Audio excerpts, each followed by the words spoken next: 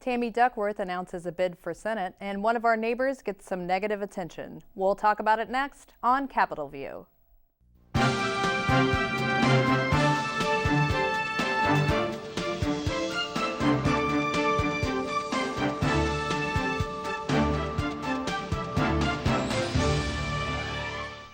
Good evening, and thank you for tuning into this week's edition of CapitolView, the show where we talk about Illinois politics and government.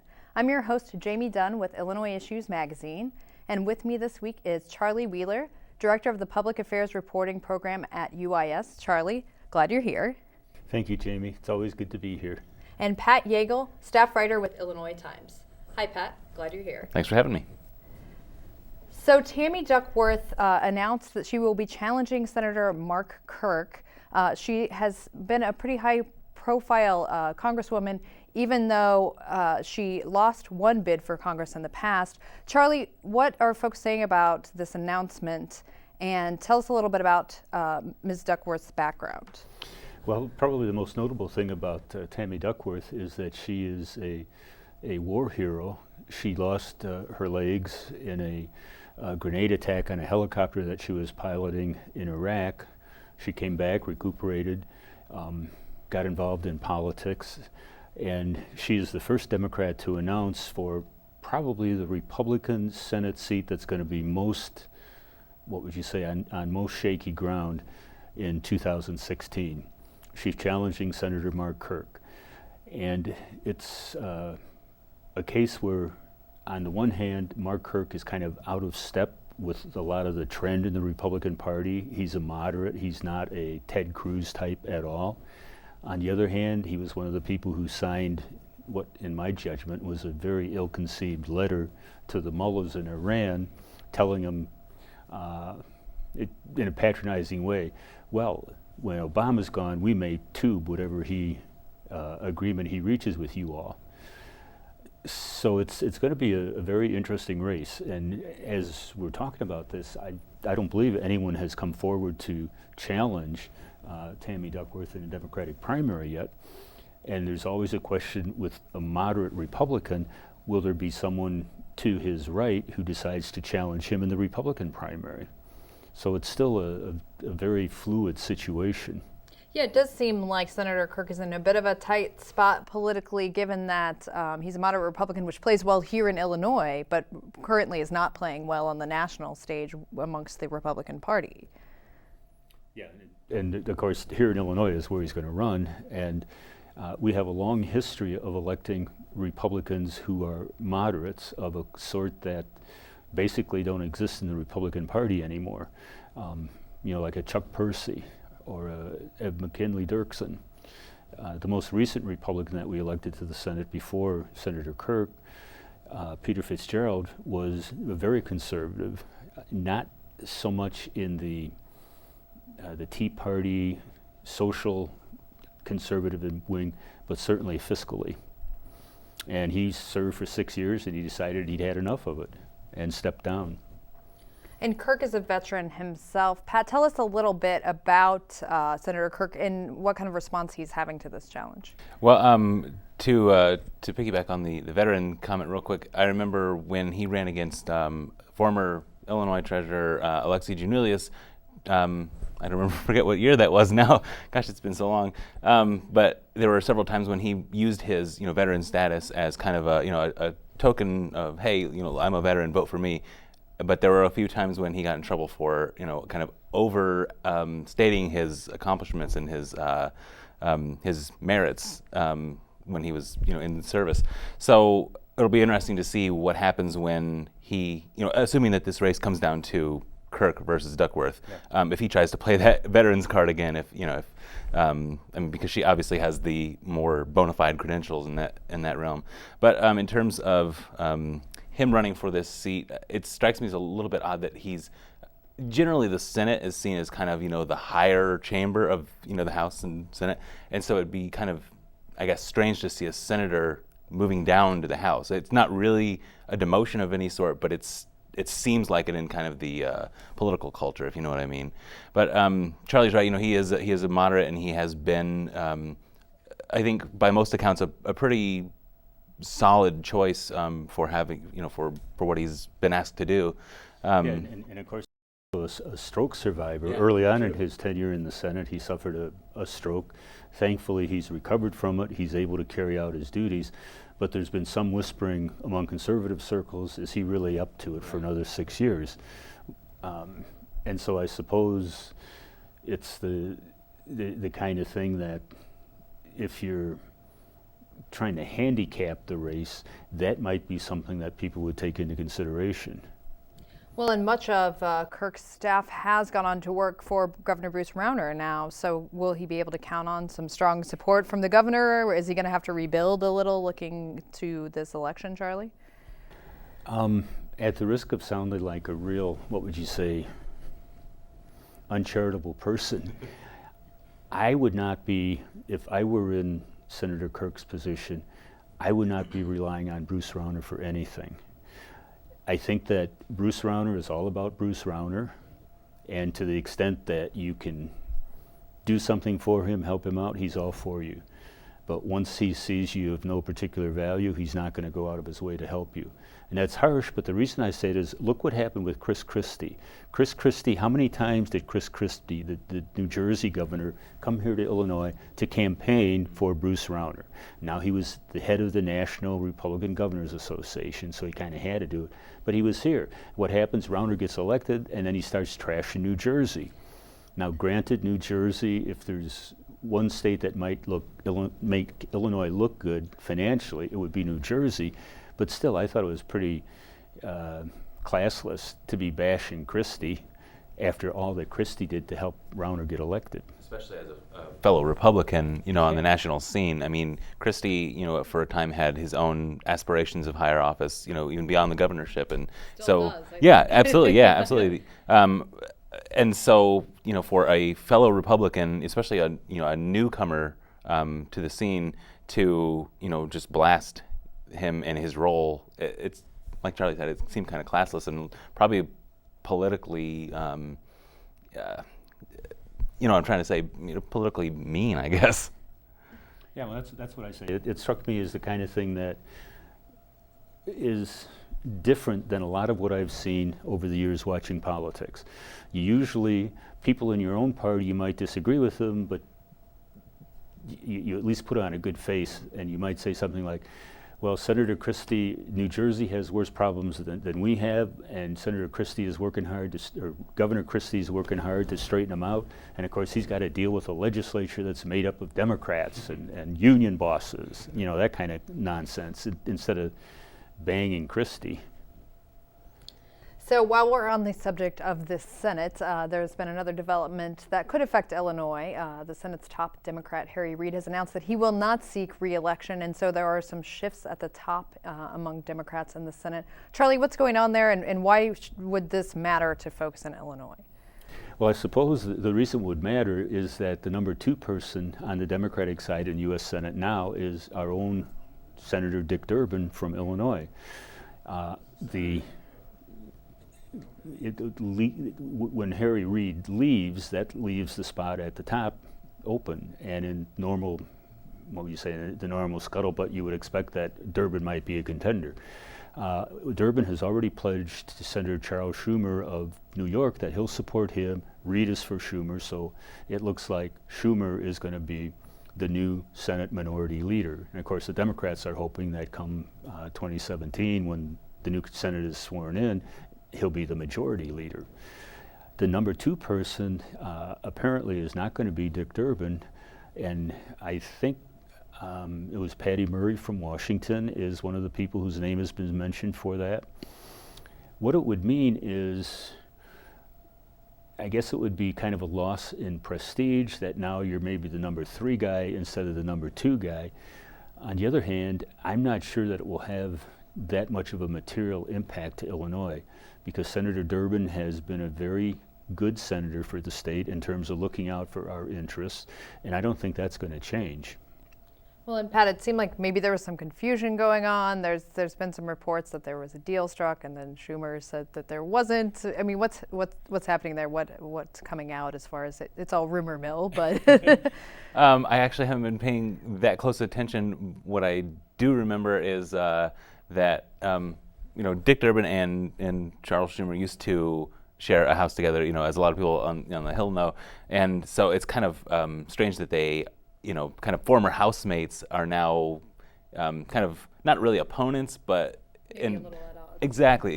And I think the thing to take away from this is that I actually am a little bit at odds with Charlie in how much this will affect Illinois, just because this being second in command, of course, means you have a little bit of power over who gets appointed to what committees and such, and that gives you a little bit of power over appropriations, basically the pork process.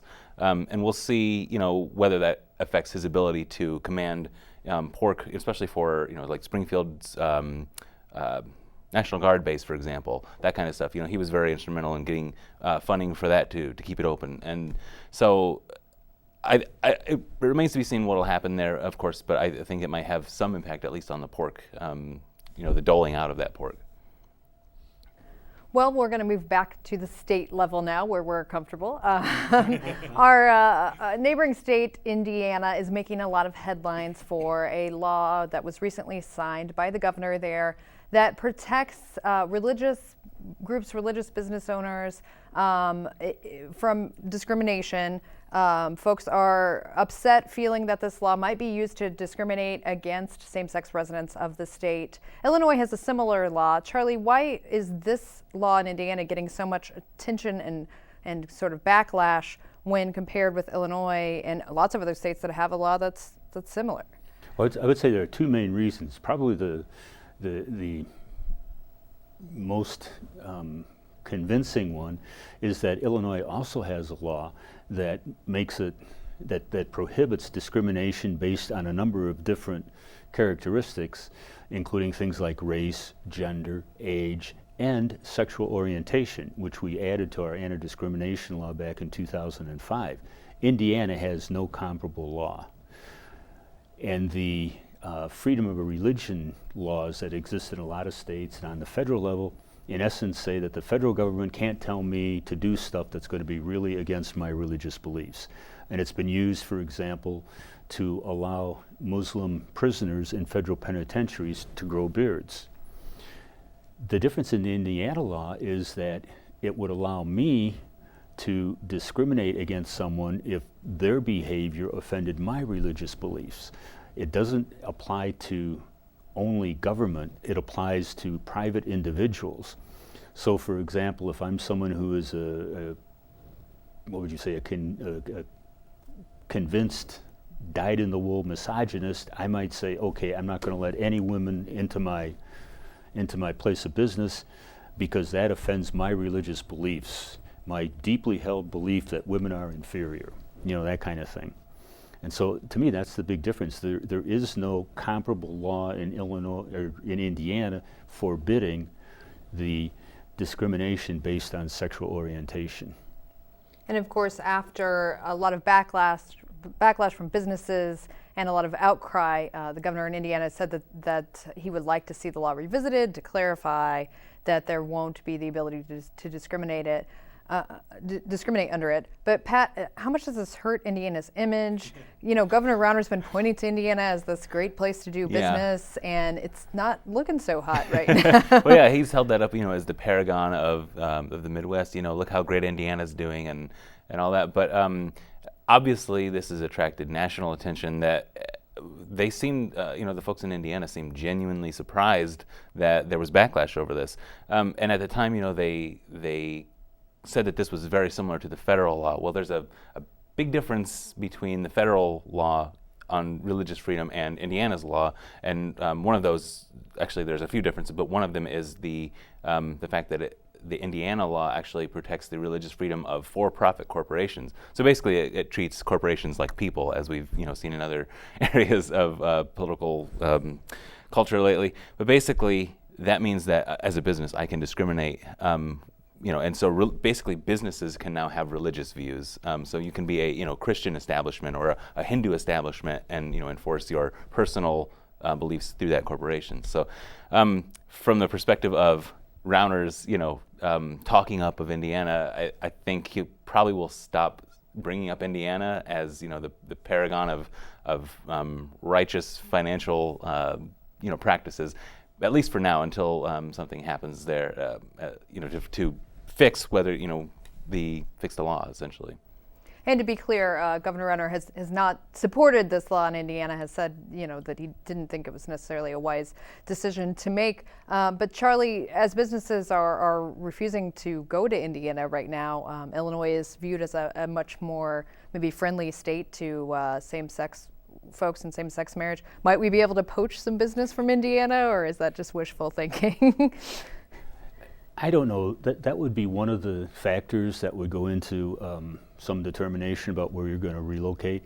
I think Illinois has other advantages over Indiana. We have one of the world's busiest airports in O'Hare. We have the best transportation network for rail lines and for highways in the Midwest. We have a workforce that is better educated than any of our neighbors. So we got a lot of things going for us, besides the fact that we're more open-minded and less discriminatory. Now, there are places in Indiana like that. I think the mayor of Indianapolis had a fit when this came up. But the people who are yanking the chains down there, the Republican majorities, tend to reflect very small-town conservative values who look at homosexuality as being kind of a disease or a curse from the Lord that needs to be remedied. And I think in Illinois, legally, the look at homosexuality is that this is something that somebody is. It's kind of, you're wired to be either hetero or homo, and it's not a free choice any more than it's necessarily a free choice, what your skin color is or how old you are. It's just part of who you are, and therefore we should treat people without discrimination. Well, in moving back to Illinois, lawmakers and the governor finally worked out a deal last week to patch the current fiscal year's budget hole. If you watched the show, you got some of the breakdown of it last week, but we wanted to chat a little bit more about that solution this week. Charlie, what I wanted to talk to you a little bit about is what this deal will do to affect next year's budget and the politics that went into it. So a lot of the fix came from fund sweeps, and I wanted to ask you, since you're kind of our resident budget expert, how this would affect next fiscal year's budget, the fact that a lot of this money has been swept from special funds. Well, one of the ways that it would affect it is that the money's not going to be there in the funds again to do the sweeps. And the budget next year is going to be in even deeper trouble because we will be living a full fiscal year with the lower income tax rates. We've only experienced them for half of the current fiscal year. The fiscal year ends on June 30th, 2015. And so from January to June, we've had these lower income tax rates. The first 6 months, they were up where they had been before, and we were generating more money. Since that time, they've dropped, excuse me, and our revenues are off somewhere $1.5 billion to $2 billion from what they were a year ago, just with a half year. So now it's going to be for the full year. So there's that problem. Plus, as I said, if you sweep the money, it's like you have money in your savings account and you take it and spend it on going to the movies or whatever. You can't do it next week because the money's not there. Mm-hmm. And so you kind of build in this problem. And the Democrats knew it. Actually, the Democrats authorized in the budget sweeping, the budget when it was first passed, sweeping something like $650 million, I believe. It didn't get accomplished, and now the new budget fix allows that money, in fact, it orders that money to go into the general fund, so we're able to pay expenses for which not enough money was set aside in the first place. But next year it's going to be a lot more difficult. They were able to get through this temporary Band-Aid type deal without raising any revenue other than taking money from all these 100 or so special funds and throwing it into the pot. They can't do that next year. They're going to have to address the revenue side of the issue because the hole is just too deep to try and do it with spending cuts alone. To look purely at the politics of that process, though, you remember that Governor Rauner, during his campaign, before being elected, promised time and time again that he wouldn't cut education. And then as part of this budget patch, he allowed education to be cut. I think it was 2.25%. Of course, they gave a very large portion of that back to the State Board of Education to kind of plug holes as needed, but it still constitutes a cut. And so what I've seen in this is basically he comes to the table with this kind of attitude of I'm going to do this, and I refuse to do this, but then he caves on the thing that he said he was not going to do. So what does that say to your opponents on the other side of the bargaining table? What else can I get him to fold on? What else can I maneuver around? I would look at it in kind of a different way. Here's a guy who had no clue, and he can go around saying that we can lower taxes and put more money into education and Lord knows what else. Now suddenly he's there and he realizes, hey, I can't do this. And he realizes I'm no longer the head of the company. I can't just tell people to jump, go get pizza, make coffee. I can't tell that to Madigan and Cullerton. And it's starting to dawn on him that I have to work with these guys. And so maybe this represents a growth process. And in that sense, it's not so much that you've forced him to go back on his promise, rather it's him realizing this was probably not a very well thought out promise to make in the first place, and if I had known more about it at the time, I wouldn't have done it. And so now I'm going to try and work with these guys so that together we can get something done. I'm going to go back and look what the Jim Thompsons did and what the Jim Eggers did, even the George Ryans did, and going even further back, the Richard Ogilvies, where they worked with Democrats to solve common problems. And there's been some scuttlebutt, this whole thing has been kind of a theater production in that, the governor gets to go talk big, on the campaign trail and get everybody on his side, especially, the conservative side, the fiscal conservative side especially, who wants to see cuts and no new revenues. So he gets to go in talking about, look at, I'm going to cut all these things. And then later on when he discovers that you can't fix this problem without new revenues, he can be the reluctant guy saying, well, I tried my darndest, I just can't get it done without revenues, so you're just going to have to trust me on this. And, that has been done in the past several times. Yeah. And I mean, we saw him talk about the night he won the election being, was it competitive and compassionate. So maybe he comes out the gate with the competitive and then can follow up with the compassionate part. So Charlie, you brought with you some interesting new data about the state budget and revenues, and I was hoping we could chat about that a little bit. You pointed out earlier that the state is not bringing in as much federal revenue. Can you let us know what's going on, why we aren't getting as many federal dollars as we had been? Yeah, this is a report that came out on Thursday of this week from the Commission on Government Forecasting and Accountability, which is the legislature's equivalent of the Congressional Budget Office. They're the I guess you'd say the economic brains of the General Assembly. And they track the revenues as they come in, and for the first, where are we now? This would be like 8 or 9 months. I can't even figure out where I am in the fiscal year. The first 9 months of the fiscal year through the end of March, our revenues from the federal government are down almost $700 million. It's roughly down by a quarter from what they were during the same time period in fiscal 2014. And the reason is that, or largely it's because we're not spending as much money on Medicaid because we don't have the money to pay the bills. The bills are piling up. And if you don't spend the money, you don't get the 50 cents back on the dollar from the federal government. So that's one of the big things. And as you might expect, the income tax receipts are down $600-700 million. Sales tax receipts, however, are up by 5%, like $300 million or so. So the economy is not necessarily hurting that bad. As a matter of fact, Professor Fred Geertz over at the Institute of Government and Public Affairs at the University of Illinois in Champaign does a monthly flash index that shows is the state's economy growing or not.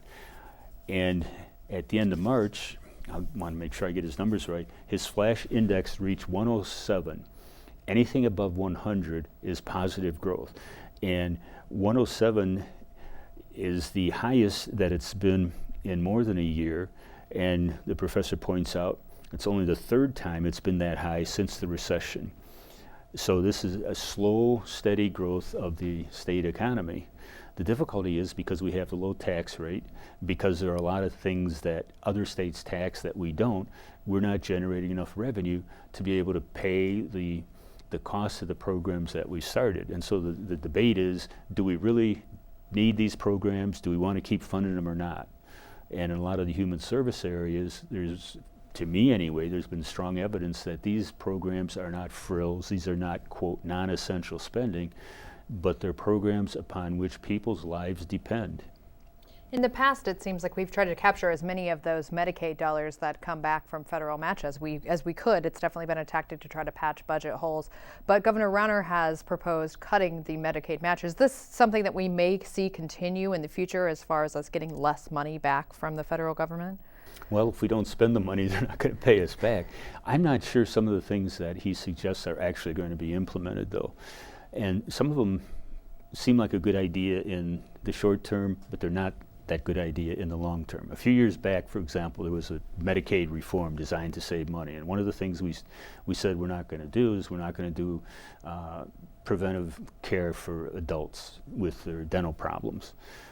And lo and behold, we found out when people didn't get regular checkups, didn't get the cavities filled, they wind up with impacted teeth, they wound up needing root canals, they wind up in the emergency room, and the bottom line is it costs a lot more.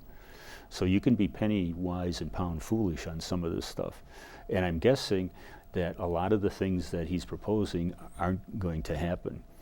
And as a matter of fact, part of the negotiations that occurred in the current budget fix included hospitals paying a higher tax on themselves to generate money that they could be paid and then get reimbursed 50 cents on the dollar by the federal government, the hospital assessment program. Well, and we're going to have to leave it at that for this week. I'd like to thank my guests, Charlie Wheeler and Pat Yeagle. I'm your host, Jamey Dunn with Illinois Issues, and tune in next week for Capitol View.